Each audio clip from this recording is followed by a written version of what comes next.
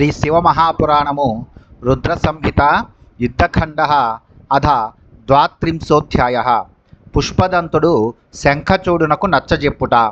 సనత్కుమారౌవాచ అధేశానో మహారుద్రో దుష్టకాల సతాంగతి శంఖచూడ వధం చిత్తే నిశ్చికాయ సురేచ్ఛయా దూతం కృత్వా చిత్రరథం గంధరేశ్వరమీప్సితం శీఘ్రం ప్రస్థాపయామాస శంఖచూడాంతికే ముదా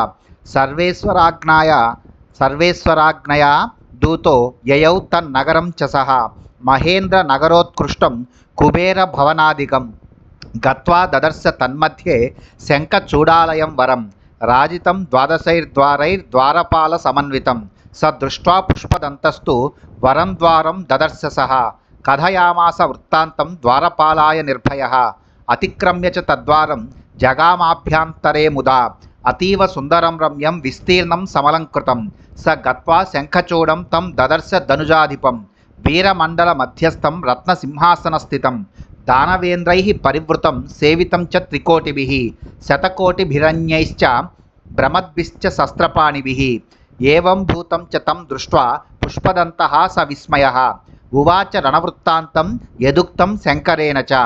సనత్కుమారుడిట్లు పలికెను. తరువాత మహాభయంకర స్వరూపుడు, దుష్టులకు మృత్యువు, సత్పురుషులకు శరణువగు ఈశ్వరుడు దేవతల కోరికపై శంఖచూడిని వధించవలనని నిశ్చయించెను. తనకు ఇష్టుడగు చిత్రరథుడనే గంధర్వరాజును దూతగా చేసి వెంటనే శంఖచూడిని వద్దకు ఆనందముతో పంపెను. ఆ దూత సర్వేశ్వరుని ఆజ్ఞచే మహేంద్ర నగరము వలె గొప్పదైన శంఖచూడిని నగరమునకు వెళ్ళి ఆ నగర మధ్యములో కుబేర భవనము కంటే గొప్పది, 12 ద్వారములతో ప్రకాశించున్నది, ద్వారపాలకులతో కూడినది అగు శంఖచూడిని శ్రేష్టమగు నివాసమును గాంచెను. ఆ పుష్పదంతుడు అనగా చిత్రరథుడు శ్రేష్టమగు ద్వారమును గాంచి తాను వచ్చిన పనిని నిర్భయముగా ద్వారపాలకునకు చెప్పెను. అతడు మిక్కిలి సుందరముగా అలంకరింపబడి ఉన్న ఆ విశాల ద్వారము దాటి ఆ ఆనందముతో లోపలకు వెళ్ళెను. అతడు లోపలకు వెళ్ళి వీరుల సముదాయము మధ్యలో రత్నసింహాసనము పైనున్న రాక్షసేశ్వరుడుగు ఆ శంఖచూడిని గాంచెను.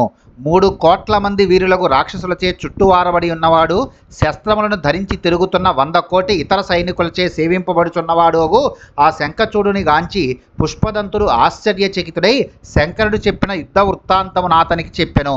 పుష్పదంత వాచ రాజేంద్ర శివదూతోహం పుష్పదంతాభిధ ప్రభో యదుక్తం శంకరేనైవ తచ్చృణుత్వం బ్రవీమితే. పుష్పదంతుడు ఇట్లు పలికెను. ఓ మహారాజా, నేను శివుని దూతను, పుష్పదంతుడు నా పేరు. ఓ ప్రభు, శంకరుని సందేశమును నీకు చెప్పెదను, దానిని వినుము.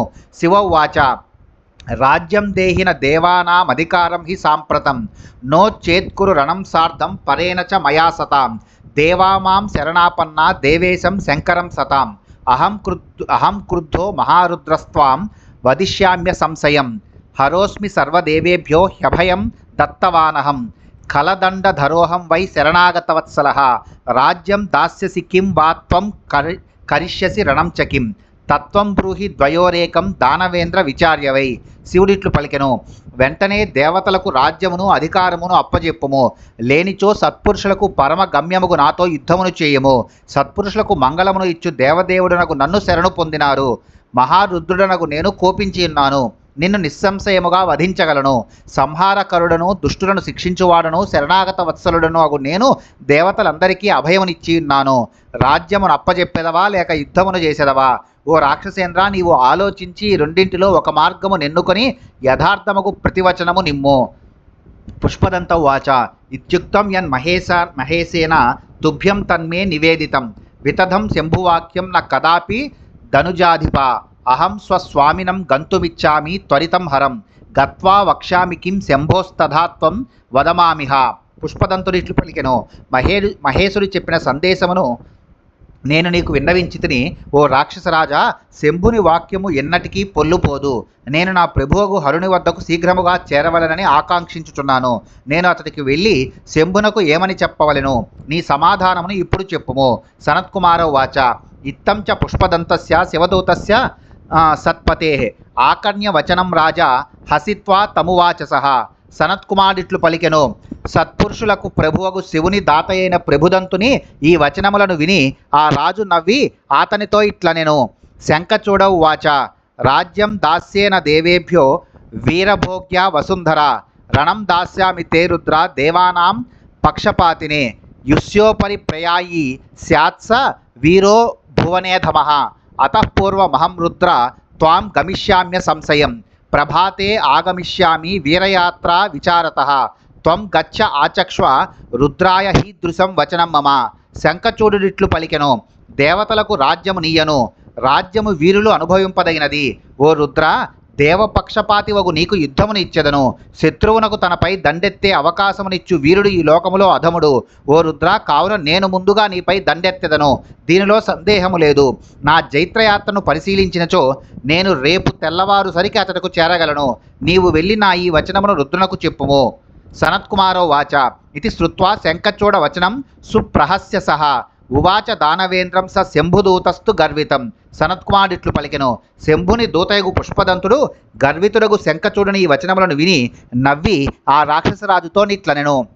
పుష్పదంతౌ వాచ అన్యేషామపి రాజేంద్ర గణానాం శంకరస్య చ నస్తాతుం సమ్ముఖే యోగ్యః కిం పునస్తస్య సమ్ముఖం సత్వం దేహి చ దేవానామధికారాని సర్వసః త్వమరే గచ్చ పాతాళం యది జీవితుమిచ్చసి సామాన్యమమరం తం నో విద్ధి దానవసత్తమ శంకరః పరమాత్మా హి సర్వేషామీశ్వరేశ్వరః.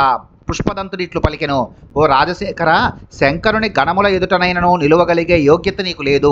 ఇక శంకరుని ఎదుట నిలబడుట గురించి చెప్పునదేమున్నది? కావున నీవు అధికారములనన్నింటినీ దేవతలకు అప్పజెప్పుము. ఓరి, నీకు జీవించు కోరిక ఉన్నచో పాతాళమునకు పొమ్ము. ఓ రాక్షస శ్రేష్ఠ, శంకరుడు సామాన్య దేవతయని తలంచకుము. ఆయన సర్వులకు మరియు ఈశ్వరులకు కూడా అధీశ్వరుడగు పరమాత్మ. ఇంద్రాజ్యాః సకలాదేవా యస్యాజ్ఞానువర్తినః సదా సప్రజాపతయ సిద్ధ మునయశ్చాప్యహీశ్వరాః హరేర్విధేశ్చ స స్వామి నిర్గుణః సగుణశ్చ సహ యస్య భ్రూభంగమాత్రేణ సర్వేషాం ప్రళయో భవేత్ శివస్య పూర్ణరూపశ్చ లోక సంహారకారకః సతాం గతిర్దుష్టహంతా నిర్వికారః పరాత్పరః బ్రహ్మణోధిపతిస్సోపి హరేరపి మహేశ్వరః అవమాన్యో న వై తస్య శాసనాద్ దానవర్షభ కిం బహుక్తేన రాజేంద్ర మనసా సంవిచార్య చ రుద్రం విద్ధి మహేశానం పరం బ్రహ్మ చిదాత్మకం దేహి రాజ్యం హి దేవానామధికారాంశ్చ సర్వసః ఏవం తే కుశలం తాత భవిష్యత్యన్యథా భయం. ఇంద్రాది సమస్త దేవతలు, ప్రజాపతులు, సిద్ధులు, మునులు మరియు నాగశ్రేష్ఠులు ఆయన ఆజ్ఞకు నిత్యము వశవర్తులై ఉందురు.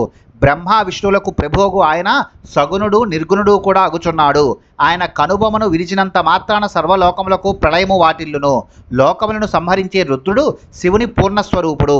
వికారములు లేని ఆ పరాత్పరుడు దుష్టులను సంహరించి సత్పురుషులకు శరణు నొసంగును. ఆ మహేశ్వరుడు బ్రహ్మ విష్ణువులకు కూడా అధీశ్వరుడు. ఓ దానవ శ్రేష్ఠ, ఆయన శాసనమును తిరస్కరించుట తగదు. ఓ రాజశ్రేష్ఠ, ఇన్ని మాటలేలా, మనస్సులో చక్కగా ఆలోచించుము. రుద్రుడే మహేశ్వరుడు, పరబ్రహ్మ చైతన్య స్వరూపుడు అని తెలుసుకొనుము. దేవతలకు రాజ్యమును సర్వాధికారములను అప్పజెప్పుము. కుమారా, ఈ తీరున చేసినచో నీకు క్షేమము కలుగగలదు, అట్లుగానిచో నీకు భయము తప్పదు. సనత్కుమారౌ వాచ ఇది శ్రుత్వా దానవేంద్రః శంఖచూడః ప్రతాపవాన్ ఉవాచ శివదూతం తం భవితవ్య విమోహితః.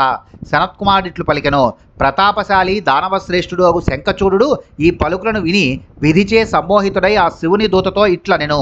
శంఖచూడౌ వాచ స్వతో రాజ్యం న దాస్యామి నాధికారాన్ వినిశ్చయాత్ వినాయుద్ధం మహేశాయ సత్యమేతద్ బ్రవీమ్యహం కాలాధీనం జగత్సర్వం విజ్ఞేయం సచరాచరం కాలాద్భవతి సర్వం హి వినశ్యతి చ కాలతః త్వం గచ్చ శంకరం రుద్రం మయోక్తం వదతత్వతః సచయుక్తం కరోత్వేవం బహువార్తాం కురుష్వనః. శంఖచూడిట్లు పలికెను, మహేశ్వరునితో యుద్ధము చేయకుండాగా నా అంతట నేను నిశ్చయించుకుని రాజ్యమును అధికారములను అప్పజెప్పుట కల్లా నేను సత్యమును పలుకుచున్నాను. ఈ స్థావర జంగమాత్మకమగు జగత్తు అంతయు కాలమునకు వశమై ఉన్నది. సర్వము కాలమునందు పుట్టి కాలమునందు గిట్టును. నీవు మంగళకరుడగు రుద్రుని వద్దకు వెళ్ళి నా సందేశమును యథాతథముగా చెప్పుము. ఆయన ఏది యోగ్యమో దానిని చేయగలడు. నీవు అధిక ప్రసంగమును చేయకుము. సనత్కుమారౌ వాచ ఇత్యుక్త్వా శివదూతోసౌ జగామ స్వామినం నిజం యథార్థం కథయామాస పుష్పదంతశ్చ సన్మునే. సనత్కుమారుడిట్లు పలికెను, అతడిట్లు పలుకగా శివుని దూతయగు పుష్పదంతుడు తన ప్రభువు వద్దకు వెళ్ళెను. ఓ మహర్షి, అతడు యథాతథముగా జరిగిన సంభాషణను రుద్రునకు చెప్పెను. ఇది శ్రీ శివమహాపురాణే రుద్రసంహితాయాం యుద్ధఖండే దూతగమనం నామ 32ోऽధ్యాయః. శ్రీ శివమహాపురాణంలో రుద్ర సంహిత ఎందలి యుద్ధకండలో శివదూత శంఖచూడ సంవాదమనే 32వ అధ్యాయము ముగిసినది.